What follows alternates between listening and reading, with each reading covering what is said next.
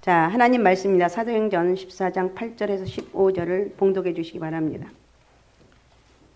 루스드라에 발을 쓰지 못하는 한 사람이 앉아 있는데 나면서 걷지 못하게 되어 걸어본 적이 없는 자라. 바울이 말하는 것을 듣거늘 바울이 주목하여 구원받을 만한 믿음이 그에게 있는 것을 보고 큰 소리로 이르되 네 발로 바로 일어서라 하니 그 사람이 일어나 걷는지라. 무리가 바울이 한 일을 보고 루가오니아 방언으로 소리질러 이르되 신들이 사람의 형상으로 우리 가운데 내려오셨다 하여 바나바는 제우스라 하고 바울은 그 중에 말하는 자이므로 헤르메스라 하더라. 시외 제우스 신당의 제사장이 소와 하한들을 가지고 대문 앞에 와서 무리와 함께 제사하고자 하니 두 사도 바나바와 바울이 듣고 옷을 찢고 무리 가운데에 뛰어 들어가서 소리질러 이르되 여러분이여 어찌하여 이러한 일을 하느냐. 우리도 여러분과 같은 성정을 가진 사람이라. 여러분에게 복음을 전하는 것은 이런 헛된 일을 버리고 천지와 바다와 그 가운데 만물을 지으시고 살아계신 하나님께로 돌아오게 함이라. 아멘. 아멘. 오늘은 하나님께로 돌아오게 함이라 그랬어.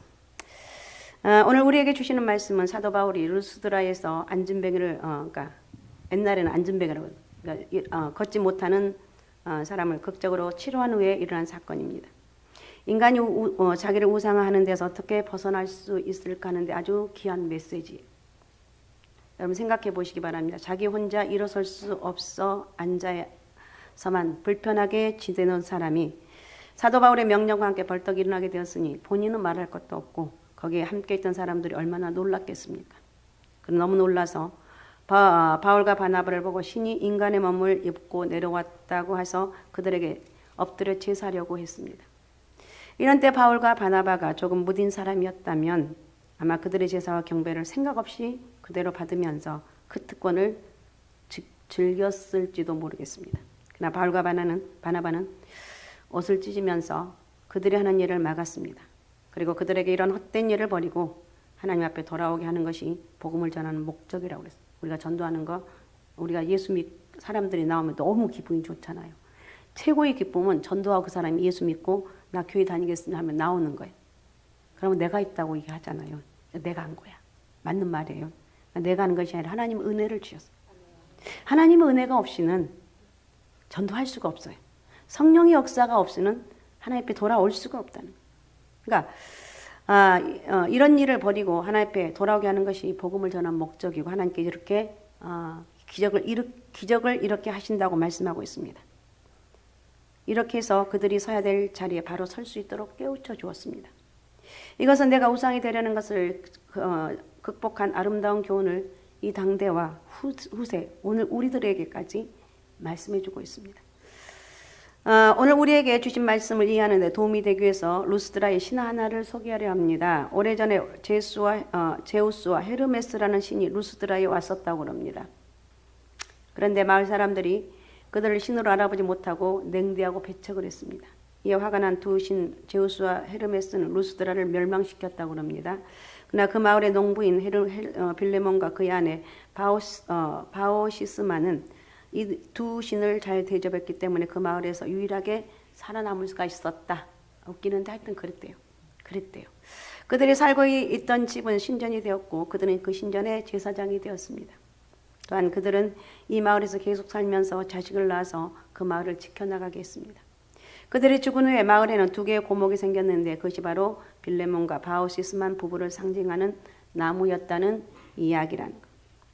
그러니까 이 마을 사람들은 이 신화를 들으면서 옛날 자기 조상들이 신들을 잘못 대접했던 것에 대한 일종의 후회 같은 것을 가지고 있었던 것 같습니다. 근데 하필이면 바울과 바나바가 루스드라에 나타났습니다. 한 사람이 아니라 두 사람이 나란히 나타나서 안진뱅이를 주저앉아 있는 사람, 걷지 못한 안진뱅이를 단 한 번의 명령으로 일으키는 놀라운 이적을 행했습니다. 마을 사람들은 깜짝 놀라서 바울과 바나바를 보는 순간 혹시 이분들이 과거 신화의 주인공인 제우스와 헤르메스가 나타난 것이 아닌가 이런 생각을 하게 된 거예요.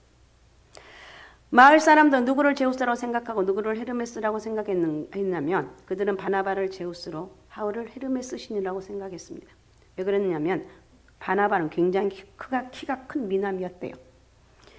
그러니까 사람들은 바나바에게서 제우스 신을 연상했던 것 같고 바울은 그렇게 키가 큰 사람이 아닌 걸 우리는 알고 있습니다. 성경에서 바울에 대한 기록을 보면 키가 매우 작았고 볼품없는 외모와 항상 병색이 짙은 얼굴을 하고 다녔습니다.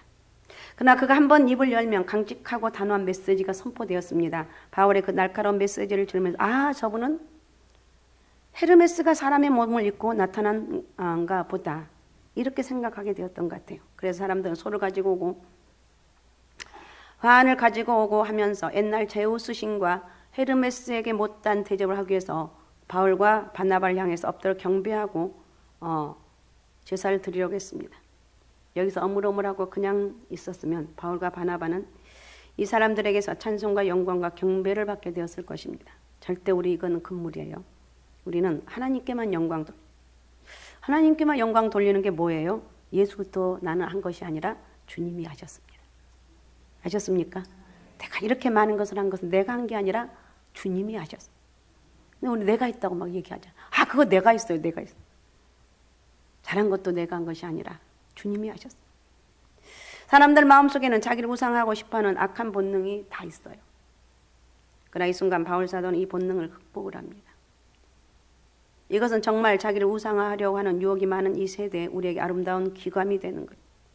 전 성경을 준비하면서 요즘 가스라이팅 이런 말도 한번 생각해 봤어요. 그 사람, 그러니까 한 사람을 완전히 자기 손아귀에 넣고 좌우지하는 거예요. 이렇게 돈 벌어서 다 나한테 갖고 와.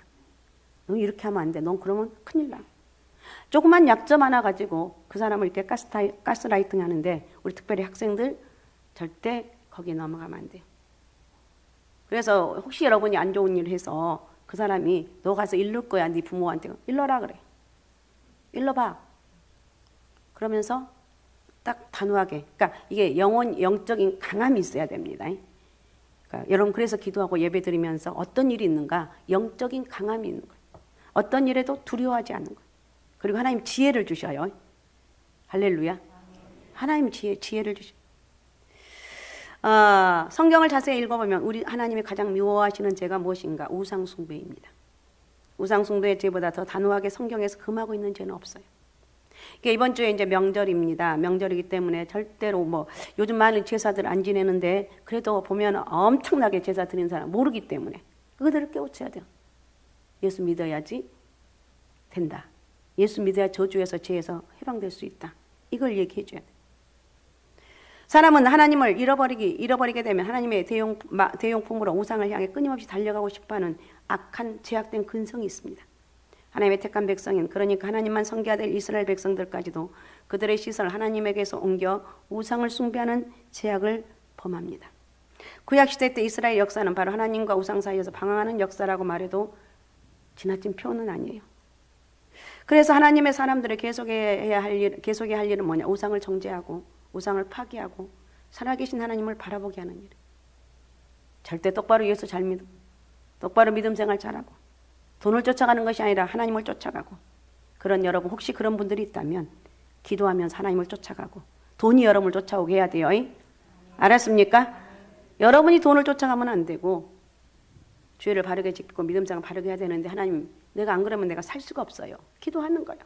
그리고 주님 내가 이길 수 있는 힘을 달라고. 나는 이길 수가 없기 때문에 그렇게 하는 거예요. 사도행전 12장 1절 이하에 보면 그때 헤로드 왕이 손을 들어 교회 중 몇 사람을 헤아려 하여 요한의 형제 야고보를 칼로 죽였다고 그랬습니다. 이렇게 헤로드 왕이 야고보를 순교시켰는데 사도행전 12장 후반부에 보면 21절 22절 한번 읽어주시기 바랍니다. 헤롯이 나를 택하여 왕복을 입고 단상에 앉아 백성에게 연설하니 백성들이 크게 부르되 이것은 신의 소리요 사람의 소리가 아니라 하거늘. 헤로드 왕이 거창한 행렬을 이끌고 나와서 위험 있게 왕자에 앉아서 큰 소리로 백성을 부를 때 그들을 압도하는 큰 소리를 들은 백성들이 야 이것은 헤롯의 목소리가 아니라 틀림없이 신의 목소리로다고 이렇게 말합니다. 헤롯은 이 순간 신으로 인정받고 싶은 유혹을 받았던 것 같습니다. 그래서 23절도 읽어주시면 23절. 헤롯이 영광을 하나님께로 들리지 아니하므로 주의 사자가 고치니 벌레에게 먹혀 죽으니라. 아멘. 하나님께 영광을 돌리지 아니하므로 주의 사자가 고치니 벌레에게 먹혀 죽었다. 옛날 성경에는 충이라고 여기 나와 있는데 제가 여기 좀 깜빡깜빡하는데 충이 쳐서 먹었어요. 죽어버렸어요. 물론 성경에는 자세히 한 것을 기록하지 않았지만 헤롯은 이 순간 자기가 신으로 자처하고 싶어 했고 영광 받기를 원했어요. 그러나 바로 그 다음 순간 우리는 헤롯의 비참한 최후를 보게 됩니다. 우상숭배 죄는 하나님이 가장 단호하게 다루시는 죄예요. 가장 싫어하고 가장. 그래서 믿지 않는 가정에서 혼자 예수 믿는 사람이 있다면 그 괴로운 거예요. 제사를 지내야 되는데 너 제사 안 지내고 교회 다니는 것이 미쳐가지고 조상한테 제사도 안 지내고 예배 교회만 간다 그러고 또 명절 때 상갈서만교는 별 나갔고 무슨 또 11시 그것도 딱 11시 예배 드리냐고 환장한 어떻게 할 수가 없어요. 그래서 우리는 몸부림며 기도하고 근데 제일 하나님 앞에 몸부림며 기도할 때 그때예요. 나 혼자 예수 믿을 때 죽기 살기로 기도하면 하나님의 영적인 능력도 임하고 나중에 다 그 문제도 하나님 가장 좋은 길로 인도하신다는. 자, 시편 115편 1절을 읽어주시 바랍니다. 여호와여 영광을 우리에게 돌리지 마옵소서. 우리에게 돌리지 마옵소서. 오직 주는 인자하시고 진실하심으로 주의 이름에만 영광을 돌리소서. 얼마나 대조적인 메시지입니까? 사람들이 끊임없이 우상을 만드는 이유가 여러분 어디 있다고 생각하십니까? 하나님 보이지 않기 때문에. 인간은 보이는 대상을 찾고 싶어합니다. 그래서 끊임없이 하나님을 눈으로 보고 싶은 유혹을 마음속에 갖게 됩니다. 모세가 시내산에 올라가 있을 때 이스라엘 민족은 아론더러 우리를 인도할 신을 만들어주세요라고 해서 아론이 금으로 송아지를 만들어 이것이 너희를 인도할 신이다라고 하므로 이스라엘 백성들은 미친 듯이 좋아했고 하나님은 진노하셨습니다. 보고 싶어하는 것은 인간의 본능입니다. 여기서 생기는 문제가 많은데 그래서 어떤 때는 사람이 우상화되는 경우가 많습니다. 이것을 극복하지 않으면 화를 당한다는 것, 성경에 나와 있는 말씀입니다. 그러면 바울이 어떻게 인간의 우상화를 극복할 수 있었는가? 바울이 극복할 수 있는 이유, 첫 번째, 바울은 다른 사람들이 지닌 가능성을 인정을 합니다. 바울과 바나바는 오늘 주신 말씀에서 보는 대로 안진뱅이, 주저앉아 있는 사람 고치는 기적을 행합니다. 9절 한번 읽어주시기 바랍니다. 9절. 바울이 말하는 것을 듣거늘 바울이 주목하여 구원받을 만한 믿음이 그에게 있는 것을 보고 바울은 평생 걸어본 적이 없는 이 안진뱅이에게 주저앉는 사람에게 구원받을 만한 믿음이 있었다고 말하고 있습니다. 여기서 말하는 구원받을 만한 믿음이란 치료받을 믿음이라고 말하는 것이 더 합당할 것 같습니다. 바울이 이 안진뱅이를 고치는 데 있어서 어떤 절대적인 권능이 있는 것처럼 행세하지 않고 있는 것을 볼 수가 있습니다. 이것이 중요해요. 내 능력으로 그 사람의 병 고치는 것이 아니라 다만 그 사람 안에 구원받을 수 있는 믿음, 치료받을 수 있는 믿음을 보았다는 거예요. 왜 내가 우상이 되려 합니까? 내가 어떤 것을 독점하고 있다고 착각하기 때문에 내가 나한테 와봐. 내가 기도하면 다 이루어져. 어떤 계시를 독점하고 있다고 생각할 때 여러분이 절대로 알지 못하는 신기한 계시를 내가 나눠드리겠습니다. 이렇게 얘기합니다. 사람은 누구나 신기한 것에 대한 본능이 있습니다. 그래서 신기한 것을 찾아서 방황하다 보면 잘못해서 이단의 거짓된 교훈에 빠지게 된다는 거예요. 디모데후서 4장 3절 4절에 보면 때가 이르니 사람들이 바른 교훈을 받지 않냐면 귀가 가리워서 자기 사욕을 쫓을 스승을 많이 두고 또 그 길을 질려서 돌이켜 허탄한 이야기를 쫓으리라 그랬어. 사람들이 귀가 가리워서 그 길을 긁어줄 신기한 소리를 찾는다는 거예요. 허탄한 이야기는 내용도 없는 이야기인데 우리의 길을 즐겁게 하는 신기한 이야기를 말합니다. 여러분 호기심은 잘못하면 우리를 진리의 바른 길에서 멀어지게 할 수가 있습니다. 분명히 들으십시오. 진리에는 새 것이 없어요. 이미 말씀으로 다 계시하셨습니다. 믿습니까? 성경만이 진리예요. 그러므로 누군가가 우리가 지금까지 전혀 들어보지 못한 새로운 메시지가 있다고 유혹하면 우리는 일단 경계해야 돼요. 사람의 호기심을 이용해서 자기가 하나님의 은사나 계시를 독점하고 있는 것처럼 주장하는 사람이 나타날 수가 있습니다. 그러나 우리는 다 별 수 없는 인간이라는 것. 너나 나나 똑같은 인간이야. 다만 하나님 은혜로 사는 거지. 그리고 다른 사람 안에 있는 그 가능성을 인정해서 당신도 내가 조금만 도와주면 전도할 수 있고 주의 말씀 안에 거할 수 있고 이러이렇게 들을 수 있다고 말해줘야 돼요. 성령이 그렇게 하실 거라고. 기도하면 하나님 지혜를 주시면 성령이 임하시면 그렇게 할 수 있다고 말해줘요. 그러나 잘못된 교훈에서는 내가 너와 얼마나 다른가를 강조해서 한 개인을 우상화합니다. 그러므로 우리가 서로 똑같은 사람이라는 것을 인정할 때 우상화할 염려가 없다. 아셨습니까? 그리고 다른 사람 안에 있는 것도 인정을 해야 돼요. 그 가능성도. 너만 잘난 게 아니고 다른 사람도 훨씬 잘난 사람 많다. 나는 잘난 게 없다는 거예요. 하나님 은혜로 사는 것. 그 다음에 두 번째 바울은 자신 인간인 것을 인식합니다. 오늘 주신 말씀 15절 한번 다시 읽어주시면 15절. 이르되 여러분이여 어찌하여 이러한 일을 하느냐 우리도 여러분과 같은 성정을 가진 사람이라 여러분에게 복음을 전하는 것은 이런 헛된 일을 버리고 천지와 바다와 그 가운데 만물을 지으시고 살아계신 하나님께로 돌아오게 함이라. 아멘. 네, 헛된 일을 버리고 천지와 바다와 그 가운데 만유를 지으시고 살아계신 하나님께 돌아와라 이거. 베드로와 고넬료 사건에서도 베드로의 비슷한 반응을 볼 수가 있습니다. 베드로가 모든 어려움을 극복하고 고넬료의 집에 찾아오게 되었을 때 고넬료가 너무 감격해서 엎드려 절하는데 그 절은 평범한 인사 이상의 의미였습니다. 그때 베드로는 일어서서 나도 사람이라. 나도 사람이라. 이렇게 했어요. 초대교회 때 주님의 제자들이 얼마나 많은 권능을 행했습니까? 오늘과는 비교도 안 되는 일이었습니다. 그러나 이것은 하나님 역사하는 방법이 변한 것이 아니고 하나님이 하실 수 있느냐 없느냐는 문제가 아니라 하나님이 하시기를 원하느냐 원하지 않느냐 이거예요. 어떤 사람들은 왜 옛날에는 기적이 나타났는데 지금은 그런 기적이 일어나지 않느냐고 묻습니다. 옛날에 전능하신 하나님이 지금 무능해졌습니까? 그렇지 않습니다. 하나님은 어느 시대나 동일하게 역사하실 수 있습니다. 그러나 그때와 똑같이 역사하도록 요구할 권리는 우리에게 없어요. 전적인 하나님의 주권이에요. 사실 성경의 역사를 보면 결정적인 역사의 전환점에서 기적들이 많이 일어났습니다. 사도행전을 읽어보면 그런 것을 많이 볼 수가 있는데 그것은 그 당시 인간적인 모든 편견을 깨고 이방인들에게 이르기까지 복음이 전해지기 위해서 하는 하나님의 강력한 징표들이 요청되어 있기 때문에 그래야 복음을 받아들이는 그런 시대였기 때문에 그렇게 했다는 거예요. 그래서 하나님께서 이런 위대한 기적을 주셨다는 거예요.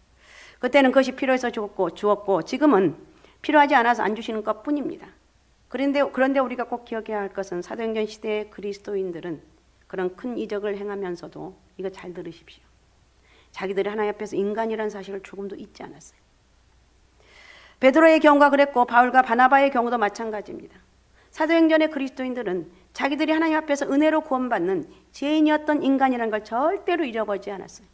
이거 잃어버리면 안 돼요. 기적을 행한다는 사실과 그럼에도 불구하고 나는 인간이다. 죄와 저주에 죽을 수밖에 없는 인간이라는 사실을 겸손하게 인정하는 것. 이것이 바로 성경에 나타난 하나님의 사람들의 아름다운 모습이라는 것. 우리가 사람인 것을 인정하는 것은 너무나 당연한 것인데 우리는 종종 그것을 잃어버립니다. 정도의 차이는 있지만 모든 사람의 마음속에는 우상의 망상이 도사리고 있어요. 왜요? 내가 사람인 것을 잃어버릴 때가 있어서 그렇다는 거예요. 사실 이것은 사탄이 맨 처음 인간에게 찾아와서 유혹할 때 사용한 미끼였습니다. 사단이 뭐라고 했습니까? 열매를 먹으면 내가 하나님같이 될 수 있어. 이렇게 했어. 그때부터 지금까지 사탄은 똑같은 작전을 사용을 합니다. 사탄이 바보예요. 깊이 알아보면 참 바보인데 똑같은 방법인데 중요한 건 뭐냐? 인간은 더 바보라는 거예요. 또 그 말이 꼴딱 넘어가요. 내 의견이 절대로 옳고 다른 사람의 의견이 절대로 틀린다고 주장하는 것은 나도 쉴 수 있는 인간이라는 것을 순간이나마 잃어버려서 그렇다는 것. 내가 사람인 이상 내 의견이 틀릴 수도 있다는 사실을 언제나 인정을 해야 돼. 바울이 어떻게 자신의 우상화를 극복할 수 있었습니까? 나는 인간이라는 것을 인식합니다. 나는 인간이라 이 자리에 머물러 있었기 때문에 우상화를 극복할 수가 있었다는 거예요. 그 다음에 세 번째, 바울은 자기 하는 일의 목표가 무엇인지를 알고 있었습니다. 나에 된 것은 하나님의 은혜라는 것, 주님의 도우심이라는 것. 여러분도 주님을 의지하면 나처럼 살 수가 있습니다. 이런 삶의 자세를 가질 때 우상화가 일어나지 않아요. 요즘 뭐 제사 드린 사람 그래도 많이 없습니다. 그래도 이제 나라는 존재가 나 이거 내가 했어. 이건 내 거야. 내 거. 나라는 거. 그 사람들이 대단해요. 당신 대단해요. 이렇게 추앙하기를 원하는 거. 아니라는 거예요. 내가 한 게 아니라 하나님 나에게 은혜를 주셔서 할 수 있다는 거예요. 그러니까 끊임없이 말씀을 통해서 깨우침을 받아야 우상화가 일어나는 것을 막을 수가 있다는 거예요. 바울은 그가 하는 사역의 목표가 분명했기 때문에 우상화를 극복할 수가 있었습니다. 15절 다시 한번 읽어주기 바랍니다. 15절. 이르되 여러분이여 어찌하여 이러한 일을 하느냐 우리도 여러분과 같은 성정을 가진 사람이라 여러분에게 복음을 전하는 것은 이런 헛된 일을 버리고 천지와 바다와 그 가운데 만물을 지으시고 살아계신 하나님께로 돌아오게 함이라. 아멘. 이것 때문에 바울은 복음을 전하고 있다고 말하고 있습니다. 그러나 당신들 우리를 우상처럼 만들고 있다니, 그러면서 바울은 옷을 찢었습니다. 하나님의 자리에 자기들을 세우려는 유혹을 거절한 바울의 단호한 의사 표현입니다. 바울이 뭐라고 합니까? 우리도 너희와 같은 성정을 가진 사람이다. 너희에게 이 복음을 전하는 것은 헛된 일을 버리라고 말하고 있습니다. 버리라고 한 것이라고 말하고 있습니다. 여러분, 우상은 헛된 것이죠. 그럼 우상 숭배도 내가 망할 지름길이라는 거예요. 자, 이사야 44장 9절을 읽어주시기 바랍니다. 우상을 만드는 자는 다 허망하도다. 그들이 원하는 것들은 무익한 것이거늘 그것들의 증인들을 보지도 못하며 알지도 못하니 그러므로 수치를 당하리라. 네, 우상을 만드는 자는 다 허망하도다 그랬습니다. 우상이라는 단어와 같이 연결돼 가장 많이 나타난 단어가 허망하다는 거예요. 허망하다. 우상이란 헛되뿐만 아니라 무익하다는 거예요. 계속해서 이사야 44장 10절에서 11절을 읽어주세요. 신상을 만들며 무익한 의상을 부어 만든 자가 누구냐? 보라, 그와 같은 무리들이 다 수치를 당할 것이라. 그 대장장이들은 사람일 뿐이라. 그들이 다 모여서서 두려워하며 함께 수치를 당할 것이니라. 네, 신상을 만들며 우상을 부어 만든 자가 누구냐? 다 수치를 당할 거라고 했어요. 이들은 사람이다. 시편 115편 4절 이하에는 이런 말이 있습니다. 저희 우상은 은과 금이요 사람의 수공물이라. 입이 있어도 말하지 못하고 눈이 있어도 보지 못하고 귀가 있어도 듣지 못하며 코가 있어도 맞지 못하며 손이 있어도 만지지 못하며 발이 있어도 걷지 못하고 목구멍으로 소리도 못하니라 그랬어요. 우상을 만드는 자, 그것을 의지한 자가 다 그와 같으리라고 했어요. 그러니까 헛된 것을 의지하는 자는 헛될 수밖에 없습니다. 시편 119편 9절 또 읽어주시기 바랍니다. 이스라엘아 여호와를 의지하라. 그는 너희의 도움이시오 너희의 방패시로다. 헛되고 무익한 것을 의지하지 말고 하나님을 의지하라고 말하고 있습니다. 그렇습니다. 우상은 헛된 것이다. 그래서 목숨 내놓고 이걸 지켜야 돼요. 목숨 내놓고 절하지 말아야 돼요. 일제시대 때 그 많은 목사님들이 순교당한 이유가 무엇 때문에? 이 우상 앞에 일본 그 일제 신사에 절하지 않기 위해서 그런 많은 그런 순교의 피가 있었기 때문에 오늘 우리가 이렇게 형통하며 살고 있습니다. 우상은 헛된 것이다. 그러기에 해서 우리가 하나님을 위해서 일하고 복음을 전하고 사람들에게 말씀을 가르칠 때 무엇을 목표로 하는가? 그리스도인들의 모든 사역의 목표는 사람들로 하여금 헛되고 무익한 것을 떠나게 하는 것이다. 우상 숭배하지 말아라. 골로새서 3장 5절입니다.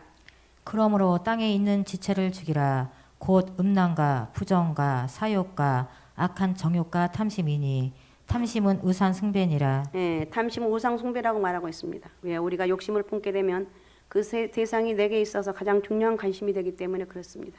하나님보다 더 사랑하는 것, 하나님과 나 사이에 들어오는 그것이 바로 우상이라는 거예요. 그래서 우리에게 돈에 대한 욕심이 있다면 돈이 우상입니다. 뭐든 욕심을 부리면 그것이 바로 우상이라는 거예요.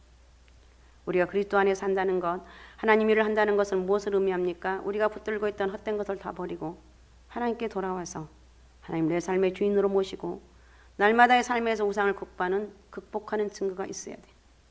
나는 우상 숭배하는 상관없다고 착각하지 마시고 주님에게서 멀어지기 시작하면 그때부터 나도 모르는 사이에 하나님을 섬기면서도 우상을 숭배하게 되어 있는 거예요. 그러면 우리가 어떻게 우상화를 막을 수가 있는가? 다른 사람에 있는 가능성을 인정하라는 것. 그리고 자신의 인간성을 인정하며 살아가라는 것. 우리가 주님을 위해서 일하는 목표는 우상을 버리고 돌아오는 것입니다. 이것이 우리가 서야 될 자리. 여러분 이제 명절이라 가실 분도 있지만 가서 제사하는데 뭐 안 지내겠지만 하면 단호하게 하지 말라고 해야 되고 아셨습니까? 그리고 믿음 안에 사는 것이 최고의 복이라는 거 가르쳐줘요. 왜 하나님 바울을 쓰셨습니까? 왜 하나님 바울을 쓰셨는가? 여러 가지가 있겠지만 자기가 우상화할 수 있는 그 중요한 순간에 그 무서운 유혹을 거절하고 하나님 앞에 바로 서 있었기 때문이다. 우리는 중요한 거 오늘 하나님 앞에 바로 서 있는가 이 내 자신을 확인하는 시간이 돼요. 예배를 드리면서 나는 과연 하나님 앞에 바로 서 있는가? 이것을 확인하는 그런 삶이 있어야 될 줄로 믿습니다. 할렐루야. 그런 은혜와 축복이 함께 하시기를 바랍니다. 우리도 오직 예수, 오직 믿음, 오직 성령 충만함으로 이렇게 하나님 앞에 바로 서 있는 그런 하나님의 귀한 일꾼들이 되시기를 바랍니다. 자, 오늘 말씀 생각하면서 우리 같이 기도하겠습니다. 하나님, 오늘 또 말씀을 통해서 우상숭배는 엄청난 죄라는 것을 깨닫습니다. 하나님, 오직 내 삶 속에 예수로, 오직 믿음으로, 오직 성령 충만함으로 채워지게 도와주옵소서. 하나님 주신 힘으로 살아갈 수 있는 영적인 은혜를 허락하여 주옵소서. 우리 주여 3번 부르고 우리 같이 통성으로 같이 기도하겠습니다. 주여, 주여, 주여.